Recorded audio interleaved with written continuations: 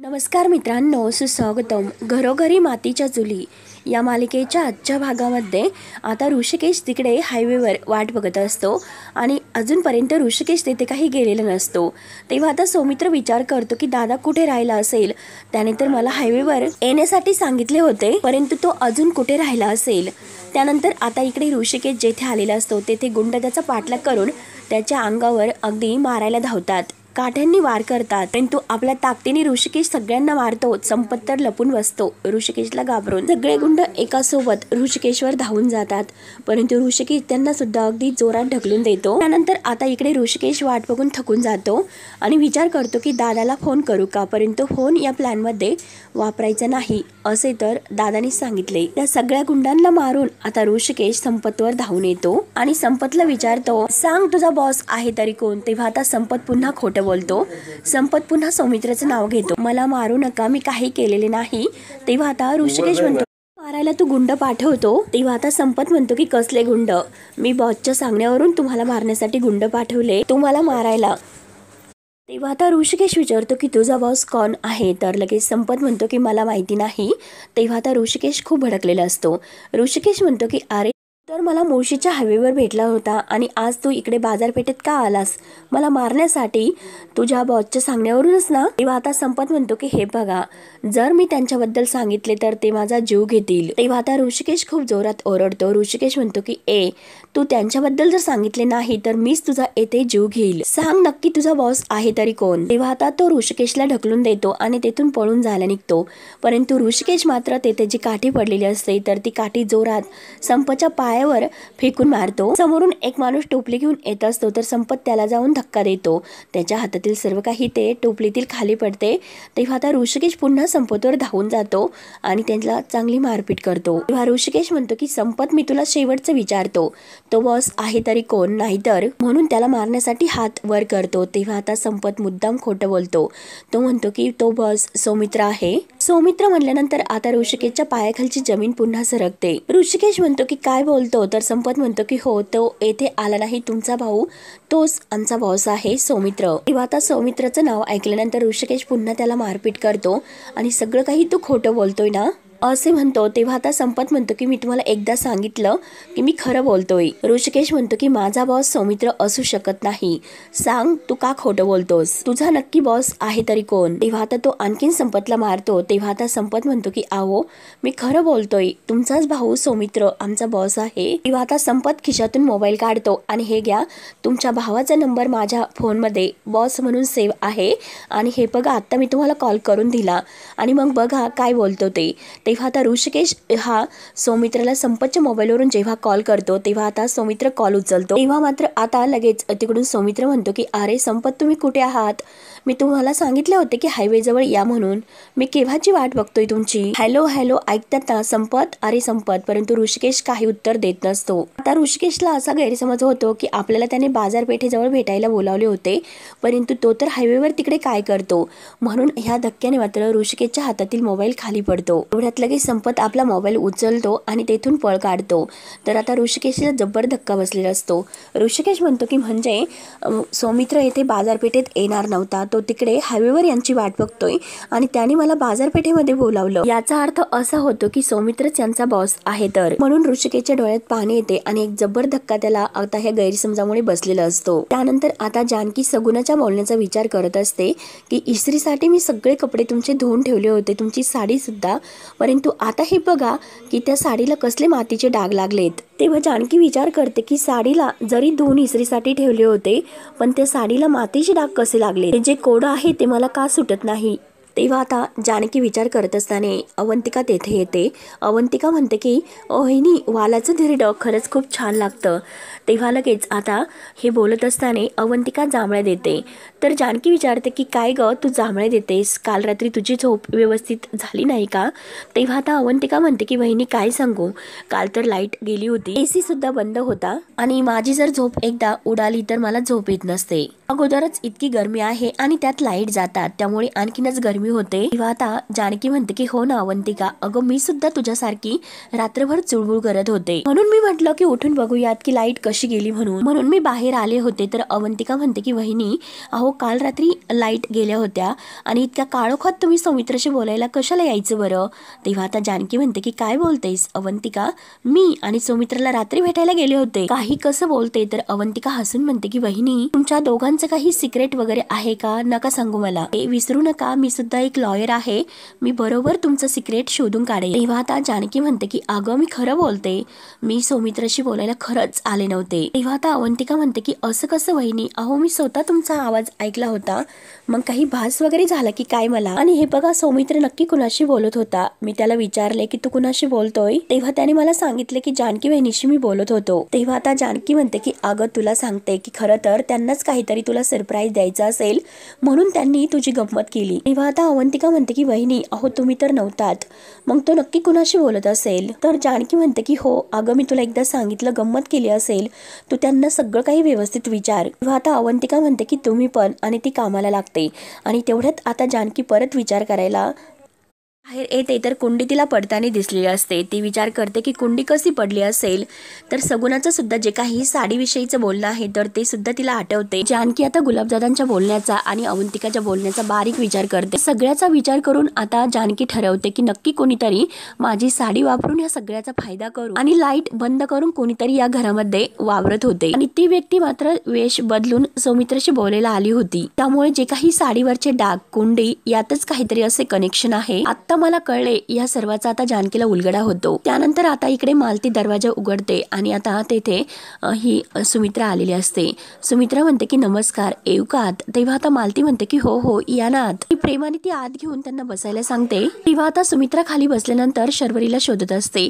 तर मालती विचारते की काय हो तुम्ही इकडे तिकडे कुणाला शोधतात, शर्वरी आणि विक्रांतला का? तेव्हा आता सुमित्रा म्हणते की हो, ते दोघे घरात नाही का? तेव्हा आता मालती म्हणते की ते घराला सोडून कुठे जातील, त्यांच्या रूम मध्ये अगदी कडी कुलूप लावून बसले. हॉलमध्ये बसायला त्यांना आवडत नाही कारण आई त्यांना नकोशी वाटते. कधी कधी मला हे वाटते की उगाच गावाकडून इकडे आले, परंतु माझ्या पोरासाठी माझा जीव गुंततोय, त्यांना तर माझी हौसच नाही. तर सुमित्रा म्हणते की अहो असं कसं, आपलीच मुलं आहेत ते, मला सांगा की काय झाले? तेव्हा आता मालती म्हणते की अहो काय सांगायचं, सगळे काही तुमच्याच मुलीचे प्रताप आहेत. आता हेच बघा, तुमच्या शर्वरीला मी एक व्रत करण्यासाठी सांगितले होते, परंतु ती तर आता मलाच बोलली, कारण दोष तर माझ्यात नाही, विक्रांत मध्ये आहे, तर मी का व्रत करू आणि व्रत केल्याने काय फरक पडतो असे ती मला म्हटली. मग सासूच्या शब्दाला काही किंमत वगैरे आहे की नाही? तेव्हा आता सुमित्रा म्हणते की हे बघा तुम्ही रागावू नका, मी बोलते तिच्याशी, मी तिला सांगते समजावून. तेव्हा लगेच आता मालती म्हणते की हो तुम्ही सांगणार? हो तुम्हाला तरी ती जुमानते का? इतकी तुमची मुलगी हट्टी आहे, एक जरी शब्द तिला बोलला गेला तर तो तुला टोचतो लगेच. तेव्हा आता सुमित्रा म्हणते की अहो तसं नाही, थोडीशी चिडचिड ती मधून मधून करते आणि जर तिला प्रेमाने समजावले की तर तिला नक्की समजेल. तेव्हा आता मालती म्हणते की हो का, मग तुम्हीच तिला प्रेमाने समजावा, थोडी समज तिच्या डोक्यामध्ये घाला. हे बघा डॉक्टरांना तिला जर विचारायचं असेल, तिचा जर विश्वास असेल तर एकदा एखाद्या मोठ्या डॉक्टरांना जाऊन विचारा असे तुम्ही तिला सांगा आणि यावेळेस मात्र टेस्ट तिला करण्यासाठी सांगा. आणि हे बघा तुम्हाला जे काही मी सांगते ते मग तिला पटत नसेल, परंतु तुम्हाला तर पटते ना मी नक्की काय म्हणते ते? तेव्हा आता लगेच सुमित्रा म्हणते की हो मी जरा आत जाऊन तिच्याशी बोलते. त्यानंतर आता इकडे ऋषिकेश आपल्या ऑफिसमध्ये येतो, परंतु त्याचा राग खूप अनावर झालेला असतो. टेबलवरील वस्तू तो इकडे तिकडे फेकून देतो आणि त्याला प्रत्येक शब्दाची आता त्या संपतच्या बोलण्याची आठवण होते. बॉस आता सौमित्र आहे आणि माझे बॉस वकील आहेत, वकील. आणि या सगळ्याचा विचार करून आता ऋषिकेशला खूप असा राग येतो. तेवढ्यात आता देशमुख येतात. देशमुख विचारतात की सर तुमच्या डोक्याला लागले कसे, रक्त येते? तेव्हा आता ऋषिकेश खूप जोरात ओरडतो. ऋषिकेश म्हणतो की आता देशमुख मी तुम्हाला एकदा सांगितलं की मला एकट्याला राहून द्या. तेव्हा आता देशमुख म्हणतो की आपण डॉक्टरांकडे जाऊयात का? तर ऋषिकेश म्हणतो की त्याची काही गरज नाही. म्हणून आता ऋषिकेश खूपच भडकतो. तेव्हा आता देशमुख बाहेर जातो तर आता ऋषिकेशचा राग खूप अनावर होतो. तो आता चेअर असते, सगळं काही टेबलवरील वस्तू इकडे तिकडे रागाने फेकत असतो. सारखं आता संपतचे बोलणे आठवत असते की तुमचा भाऊ माझा बॉस आहे, तरी सुद्धा आता ऋषिकेशचा विश्वास बसत नसतो, कारण सौमित्र बॉस नाहीच, परंतु संपतने बरोबर आता डाव साधलेला असतो. तेव्हा आता ऋषिकेश समोर जो काही फॅमिली फोटो आहे त्याकडे बघतो आणि आता जेव्हा संपतने कॉल लावलेला असतो आणि तिकडून सौमित्र बोलत असतो ते सुद्धा त्याला आता सगळं काही डोळ्यासमोर येते आणि तेच त्याला सारखं सारखं आठवते. शेवटी आता वैतागून ऋषिकेशला सौमित्र फोन करतो, कारण आता ऋषिकेश तिकडे गेलेला नसतो. तेव्हा आता सौमित्रचा कॉल बघून आता ऋषिकेशला आणखीनच राग येतो आणि तो काही आता सौमित्राचा कॉल उचलत नसतो. तेव्हा आता इकडे सौमित्राला सुद्धा खूप टेन्शन येते की दादा फोन का उचलत नसेल. इकडे आता ऋषिकेश सगळ्याचा विचार करून म्हणतो की कालपर्यंत जे काही पुरावे होते ही पुराव्यावर मी विश्वास ठेवत नव्हतो, परंतु आज मात्र समोर जे काही घडते त्यावरून आता सौमित्रवर माझा विश्वास नाही. आता माझी पूर्ण खात्री पडलेली आहे की सौमित्रच बॉस आहे म्हणून. आणि जर तसं नसतं तर आज ठरवलेल्या ठिकाणी आज तो आला असता, कारण तो तर आला नाही. त्याच्या मनामध्ये खोट आहे, तो चोर आहे म्हणूनच तो तिकडे आला नाही. म्हणून सौमित्र आता पुन्हा पुन्हा कॉल करत असतो, परंतु आता ऋषिकेश रागाने फोन बंद करतो. तर इकडे आता सौमित्राला खूप टेन्शन येते. तो तर आता विचार करतो, दादाचा फोन तर बंद येतो, नक्की तो का आला नसेल इकडे. त्यानंतर आता इकडे संपत हा साईजीकडे येतो. तर साईजी त्याच्यावर खूप खुश होतो आणि म्हणतो की खरंच मर्दा, तू खूप छान काम केलंस. आयुष्य सुद्धा मला म्हटली की खरंच संपतने एकदम भारी काम केलं. तेव्हा आता संपत म्हणतो की मालक ते जरा. तर साईजी लगेच खिशातून पैसे काढतो आणि त्याला पैसे देऊन म्हणतो की हे ठेव, तू खूप भारी काम केलंस. आणि त्या दोन भावामध्ये तू धुक्याचं असं संशयी वातावरण निर्माण केलं की धुक्यामध्ये काय होतं की टक्कर होते. आता दोघे भाऊ सुद्धा एकमेकावर अगदी तुटून पडणार आणि मग काय होणार की टक्कर. आणि आता बंदुकीचा आवाज यायला काही वेळ लागणार नाही. आता हे सर्व मी आता आयुष्यला सांगतो. म्हणून आता साईजी खुश होऊन ऐश्वर्याला फोन करते. तेव्हा आता आयुष्य फोन घेते आणि डॅडा बोला असं म्हणते. तर साईजी म्हणतो की पोरी, तुझं काम अगदी परफेक्ट झाले. संपतने एकदम असं झकास काम करून दाखवले. ते ऐकून आता ऐश्वर्याला खूप असा आनंद होतो. हे बघा, जो काही जानकीची मी साडी नेसून प्लॅन केला होता तो अगदी वर्क झाला. तर आणि खुशून ती म्हणते की आता सौमित्र आणि ऋषिकेश यांच्यामध्ये अगदी कायमची फूट पडणार. तेव्हा आता साईजी म्हणतो की पडणार काय, अगं पडली, परंतु हे बघ तू तिकडे थांबू नको, इकडे निघू नये, आपण मस्त पार्टी एन्जॉय करू. तेव्हा आता ऐश्वर्या म्हणते की डॅडा आत्ता नकोय, कारण मी सारंगला घेऊन बाहेर जाणार आहे. त्याला सुद्धा जरा मधाचं बोट लावून गोड करायला हवं, म्हणजे तो सुद्धा खुश राहील. आणि त्या डिफेक्टिव्ह पीसला घेऊन जेव्हा मी जेवायला बाहेर घेऊन जाणार आहे त्या अगोदर मी घरी येऊन जाईल. तेव्हा आता साईजी म्हणतो की पण नक्की ये, आपण भेटू आणि निवांत बोलूया. आणि हे बघा डॅडा, मी इतकी खुश आहे की आपल्या प्लॅनमुळे तो ऋषिकेश आणि सौमित्र यांच्यामध्ये फूट पडणार आहे आपल्या प्लॅनमुळे. तेव्हा आता जानकी तिच्या मागून येते आणि तिचंही सर्व बोलणं ऐकते. ती लोक एकमेकांपासून कायमची दुरावली जाणार आहेत आणि त्या म्हाताऱ्याला किडनॅप केल्याचं जे काही आता आरोप आहे तर तो त्या सौमित्रवर लागणार आहे. खरंच डॅडा, आपल्या प्लॅनने खरंच काय कमाल केली हो. शेवटी आपला प्लॅन तर सक्सेसफुल झाला हो डॅडा. तेव्हा जानकी आता हे सर्व ऐकते आणि हे बघा डॅडा, आता मी आता इकडे ऐश्वर्या अगदी खुश होऊन सारंगला म्हणते की सारंग, अहो तुम्ही काय लोळत बसलात, चला पटपट आवरायला घ्या. तेव्हा आता सारंग उठून बसतो आणि विचारतो की का, कुठे जायचं. ऐश्वर्या अगदी खुश होऊन म्हणते की सारंग, अहो आपण मस्तपैकी डिनरला जाऊया, तिकडे छान असं चिकन खाऊयात आणि खूप काही शॉपिंग सुद्धा करूयात. तेव्हा आता सारंग तर लगेच हे ऐकून खूप खुश होतो. तर जानकी आणि सगुना हे सर्व काही खिडकीतून चोरून ऐकतात. तेव्हा सारंग खुश होऊन ऐश्वर्याला म्हणतो की ऐश्वर्या, अहो तुम्ही तर आज खूप खुश दिसतात. तेव्हा आता ऐश्वर्या म्हणते की अहो सारंग, मी असणारच खुश, आणि तुम्हाला ही माहिती आहे का, अहो जसं मला हवं होतं सगळं काही तसेच झाले, म्हणून मी इतकी खुश आहे आणि त्याचं सेलिब्रेशन आपल्याला करायचं आहे. ऐश्वर्या पुढे म्हणते की डिनरला जाण्याच्या अगोदर एकदा डॅडांकडे जायचं, त्यांना भेटायचं आणि मग पुढे जायचं. सारंग, आओ आपण खूप मजा करूयात आणि चला पटकन आवरायला घ्या, मी सुद्धा काय बोलत बसले. तेव्हा आता सारंग तर इतका खुश होतो आणि म्हणतो की वा वा वा, खरंच आज तर सॉरी खूप खुश आहे, खूप मज्जा येणार आहे. म्हणून सारंग लगेच तयारीला लागतो. ऐश्वर्या म्हणते की हो सारंग, पटकन तयार व्हा. तेव्हा आता सारंग तर अगदी खुश होतो आणि चिकन सीजर खायला जायचं. मग चिकन सीजर काय असतं, आणि तेवढ्यात आता जानकी सगुनाला आतमध्ये पाठवते. तेवढ्यात आता तो चिकन सीजरचा विचार करत असतो, नक्की ऐश्वर्या काय म्हणाल्यात. तेवढ्यात सगुना आत येते आणि म्हणते की इस्री, असे जोरात ओरडते. तर आता सारंग विचारतो की तू इथे काय करतेस, आणि सगुना म्हणते की हे बघा, इस्त्रीचे कपडे घेऊन जात होते, म्हणून म्हटलं की ऐश्वर्या वहिनी आणि तुमचे कपडे द्यायचे आहेत का, म्हणून मी आले होते. तेव्हा आता सारंग म्हणतो की अगं पण नेहमी गुलाब येत असतो, म्हणून मी तुला विचारलं की तू का आलीस. सगुना म्हणते की अहो ते आवरा सावर करतायत म्हणून मी आले हो. तेव्हा आता सारंग विचारतो की काय ग सगुना, नेमकं तुला आत्ताच येण्यासाठी कोणी सांगितले. तेव्हा आता सगुना म्हणते की कशाला कोणी सांगायला हवं, एकदा मी इस्त्रीचे कपडे घेऊन जात होते, तुम्हाला सुद्धा विचारावा की तुमचे काही कपडे द्यायचे आहेत का. तेव्हा आता सारंग म्हणतो की थांब, मी आलो, कपडे घेऊन येतो. कारण आता जी काही साडी आहे तर ती साडी मात्र सगुनाला घ्यायची असते. सारंग त्याचे कपडे कपाटातून काढून सगुनाला देतो. तर आता जानकी हे सर्व डोकावून बघत असते. तेव्हा आता सगुना म्हणते की अहो हे काय, फक्त तुमचेच कपडे का, अहो ऐश्वर्या वहिनीच्या साड्या नाहीत का, आणि हे बघा दादा, अहो बायकांच्या साडी किती चुरगळतात आणि बायकांचं काय सांगू म्हणून सगुना सांगायला सुरुवात करते. आता सारंग म्हणतो की शांत हो, तू अख्खी गोष्ट मला सांगणार आहेस का? तुला साड्याच पाहिजे ना? देतो ना. म्हणून तो आता ऐश्वर्याच्या साड्या सगुनाला देतो आणि आता तो ऐश्वर्याच्या साड्या देऊन सगुनाला म्हणतो की हे घ्या साड्या आणि झाले का आता तुझं सर्व काम, मग निघ इथून. पुन्हा ते गाठोडं बांधून जायला निघते, परंतु सारंग तिला पुन्हा अडवतो आणि तो सगुनाला म्हणतो की हे बघ, ऐश्वर्याच्या साड्या मी तुला दिल्यात, तू छान इस्त्री त्याला करायची, धुवून काढायच्यात, अगदी व्यवस्थित घडी घालायची, घडी विस्कटायला नकोय. जे मी तुला सांगतोय ते लक्षात आले का? तेव्हा आता सगुना खुशून म्हणते की हो दादा, तुम्ही काही काळजी करू नका, मी सर्व काही नीट करेल. तेव्हा आता सगुना बाहेर जाते तर सारंग दरवाजा लावून म्हणतो की चला, मला सुद्धा तयारी करायची आणि सूट मध्ये तर मी खूप छान दिसेल. म्हणून तो अगदी खुश होऊन तयारीला लागतो. आरशामध्ये डोकावतो, व्यवस्थित भांग वगैरे करतो आणि तेवढ्यात सगुना धावतच बाहेर येते आणि गुलाब सुद्धा बाहेरच असतो आणि सगुना आता धावतच जानकीच्या हातात साडी देते. तेव्हा आता जानकी खुश होऊन थँक्यू सो मच असं सगुनाला म्हणते. तेव्हा आता गुलाब दादा विचारतो की पण जानकी वहिनी, अहो तुम्ही ऐश्वर्याच्या साड्याचं काय करणार आहात? तेव्हा आता जानकी मोठ्या तोऱ्यात म्हणते की हे बघा गुलाब दादा, तिच्या साडीमध्ये मी कसं तिला तिच्या प्लॅन मध्ये गुंडाळते, स्वतःला ती इतकं स्मार्ट समजवते, मग आता तिचा डाव मी तिच्यावर उलटवते. म्हणून सगुना आणि गुलाब खूप खुश होतात आणि जानकी सुद्धा. त्यानंतर आता इकडे ऋषिकेशला खूप मोठा धक्का बसलेला असतो. तो आता सारखा फॅमिली फोटोकडे बघत रडत असतो. ऋषिकेश विचार करतो की सौमित्रने असं का केलं असेल आणि कशासाठी त्याने हे सर्व डाव खेळले असेल आणि प्रॉपर्टीसाठी दुसरं तर काय कारण असणार आहे.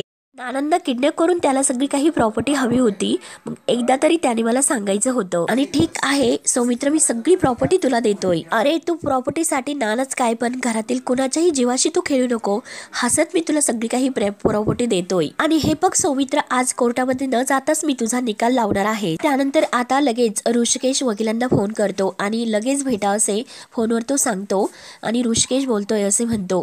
त्यानंतर आता ऐश्वर्या आणि सारंग मस्त तयार होऊन बाहेर जायला निघतात. सारंग अगदी खुशून म्हणतो की खरंच ऐश्वर्या, हो कितीतरी दिवसातून आपण आज असं बाहेर जातोय. तेव्हा आता सगुना आणि जानकी यांच्यावर लक्ष ठेवून असतात. आता मुळशीमध्ये आपलीच हवा असणार आहे असं जेव्हा सारंग म्हणतो तर ऐश्वर्या गाडीजवळ येते आणि सारंगला म्हणते की घ्या, गाडीच्या चाकाची हवा तर गेलीच. तेव्हा आता सारंग म्हणतो की हवा कशी गेली असेल, टायर काही पंक्चर वगैरे झालं की काय? ऐश्वर्या खुशून म्हणते की अहो मीच केलं, कारण मला गाडीच्या टायर मधील हवा काढायला खूप आवडते. तर आता सारंग म्हणतो की ऐश्वर्या हे काय? तर आता ऐश्वर्या वैतागून म्हणते की मग तुम्हाला काय वाटतं की मी केलं की हे सर्व? काहीतरी पटकन करा, कारण मला खूप असं उकडतंय. त्यावर आता सारंग म्हणतो की अहो मी काय करणार आहेत, जर बैलगाडी असती तर पटकन मी दुरुस्त केली असती, परंतु या गाडीचं मला काही कळत नाही. तेव्हा ऐश्वर्या वैतागून म्हणते की उगाच मी तुमच्या बरोबर सेलिब्रेशनचा प्लॅन केलाय, म्हणून ऐश्वर्या आतमध्ये जायला निघते. तेव्हा आता सारंग ऐश्वर्याच्या हाताला धरतो. ऐश्वर्या तुम्ही असं करू नका, थांबा, मी काहीतरी डोकं चालवितो, गाडी पंक्चर झाली तर होऊन द्या, आपण रिक्षाने जाऊया. तर रिक्षा म्हटल्यानंतर आता ऐश्वर्या म्हणते की काय रिक्षा? अहो मी काही रिक्षाने नाही येणार, कारण माझा मेकअप खराब होईल, धुळीमुळे माझे केस खराब होतील. सारंग म्हणतो की ऐश्वर्या ते मोबाईलवरून जे काही ऑनलाईन करतात त्याला काय म्हणतात? तेव्हा ऐश्वर्या म्हणते की कॅब. सारंग म्हणतो की ऐश्वर्या फक्त एकदा आज ऍडजस्ट करा. ऐश्वर्या म्हणते की नाही सारंग, माझी स्किन खराब होईल, केस खराब होतील. सारंग म्हणतो की बरं ठीक आहे, तुम्ही रागावू नका, पुढे एक मॅकॅनिक वाला आहे, मी तिकडे जातो, त्याला घेऊन येतोय. तेव्हा आता ऐश्वर्या म्हणते की अहो किती तुम्ही बोलत बसणार, जा ना लवकर. सारंग म्हणतो की हो, धावतच गेलो आणि धावतच येतोय असे बोलून तो धावतच निघून जातो. तेव्हा आता सगुना हे सर्व काही मोबाईल मध्ये रेकॉर्ड करून घेते आणि आता सगळे काही आपला प्लॅन होता अगदी त्याचप्रमाणे झाले आणि जानकी वहिनीची ही पंक्चरची जी आयडिया होती ती वर्क झाली, म्हणून सगुना आता खुश होते. त्यानंतर आता इकडे सयाजी ऐश्वर्या येण्याची वाट बघत असतो. तिला इतका येण्यासाठी उशीर का झाला असेल, ती अजून का आली नसेल. आणि तेवढ्यात लाईट जाते तर आता सयाजी खूप घाबरतो आणि बाळाभाऊंना आवाज देत असतो, लाईट का गेले जरा बघा. तेव्हा आता बाळाभाऊ आवाज देऊन सांगतो की बघतोय. तेवढ्यात आता जानकी ही ऐश्वर्याची साडी घालून तिचा व्यवस्थित लुक करून तेथे येते आणि आता म्हणते की बघ ऐश्वर्या, तू माझी साडी घालून काहीतरी प्लॅन केलास आणि माझ्या घराची वाट म्हणजे पाडायला गेली होतीस, परंतु आता मात्र तूच बघत राहा की मी सुद्धा काय करतेस ते तुझ्या घरात येऊन. नाही, मी तुझं पितळ उघडं पाडलं तर मी नावाची जानकी नाही. आणि ती सयाजीच्या घरी येते आणि दरवाजात येऊन बेल वाजवते. सयाजी ऐश्वर्याची वाटच बघत असतो. जानकी दरवाजा उघडते तर आता सयाजी तिला काही ओळखत नाही, तर तो म्हणतो की पोरी अगं ये ना, आणि बसायला सांगतो. आणि काय ग पोरी, तू एकटीच आली, जावई बापू कुठे आहेत? तेव्हा आता जानकी मुद्दाम ऐश्वर्याचा थोडासा आवाज काढते आणि थोडं ठसकण्याचं नाटक करते आणि डॅडा अहो ठसका लागला, पाणी द्या लवकर. तेव्हा आता सयाजी विचारतो की पोरी अगं तुझ्या आवाजाला काय झालं. तेव्हा आता जानकी बरोबर तिचा आवाज काढते, डॅडा अहो तुमच्याशी जेव्हा बोलले तेव्हा आनंदाने मी खूप ओरडले ना, तेव्हा माझा आवाज गेलाय हो. तेव्हा आता सयाजी खूप हसतो आणि खरंच तू खुळी आहेस, बस मी तुझ्यासाठी पाणी घेऊन येतो. पर्यंत जानकी तिचा प्लॅन आहे तो वर्क करून घेते. तर इकडे ऋषिकेश सारखा त्या फॅमिली फोटोकडेच बघत असतो आणि सारखा तो आता संपतच्या बोलण्याचा विचार करत असतो की सौमित्र यात बॉस आहे म्हणून.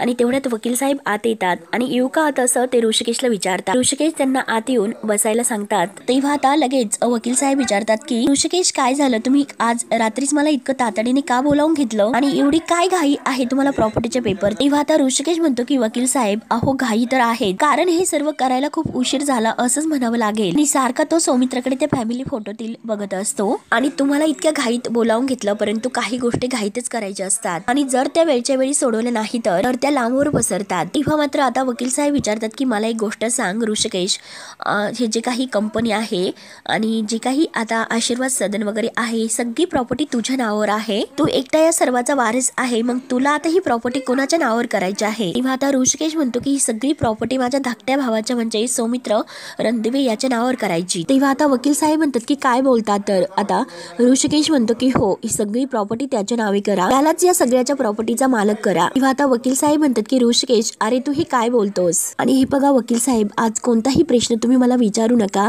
मी जे काही तुम्हाला सांगतोय तेच करा. मी सांगितलेल्या पेपर्सवर लवकरात लवकर असं नमूद करा, मी ऋषिकेश पुरुषोत्तम रणदिवे माझी सगळी प्रॉपर्टी सौमित्र पुरुषोत्तम रणदिवे याच्या नावावर करतोय. तेव्हा आता वकील साहेब म्हणतात की बरं ठीक आहे, मी पेपर्स तयार करतो असे बोलून आता वकील साहेब निघून जातात. त्यानंतर आता ऋषिकेश सारखा त्या सौमित्राच्या फोटोकडे बघत असतो. त्याने खूप मोठा असा संपतच्या सांगण्यावरून आता सौमित्र बद्दल गैरसमज करून घेतलेला असतो. उठून आता त्या फॅमिली फोटो जवळ येतो आणि सारखा त्या फोटोकडेच तो बघत असतो. त्याच्या काळजाला खूप मोठा धक्का बसलेला असतो. तेव्हा मित्रांनो हा भाग येथे संपतो. ऋषिकेश आता जेव्हा घरी येतो तेव्हा तो आता सौमित्राची गचंडी धरतोस आणि त्याला जाब विचारतो, प्रॉपर्टीसाठी तू नानंदा किडनॅप केलंस का. तेव्हा आता लगेच सौमित्र म्हणतो की अरे हे सर्व खोटं आहे, उलट मला जानकी वहिनीविषयी काहीतरी समजले. तेव्हा आता ऋषिकेशला खूप राग येतो. ऋषिकेश त्याला मारण्यासाठी हात उगारतो आणि सौमित्र असं जोरात ओरडतो. तेवढ्यात जानकी आता तेथे येते आणि थांबा असं म्हणते, हे बघा जेव्हा नानांच्या किडनॅपर मागे कुणाचा हात आहे हे जेव्हा तुम्हाला समजेल तेव्हा तुमच्या पायाखालची जमीन सरकेल. जे काही आता सयाजी आणि ऐश्वर्याचं बोलण्याचं रेकॉर्डिंग आहे ते सर्व ती ऋषिकेश आणि सौमित्रला ऐकवते. तेव्हा आता ऋषिकेश आणि सौमित्र यांच्यामध्ये जो काही गैरसमज झालेला असतो तो आता जानकीने दूर केलेला असतो प्लॅन करून. आणि आता ऐश्वर्या आणि सयाजी यात सामील आहेत हे आता सत्य शेवटी जानकी ऋषिकेश आणि सौमित्र यांच्या समोर येतेच. तेव्हा आता मित्रांनो पुढे काय काय होतं हे बघण्यासाठी आपल्या चॅनलला नक्की सबस्क्राईब करत राहा. अगदी धन्यवाद. आता इकडे ऐश्वर्या अगदी खुश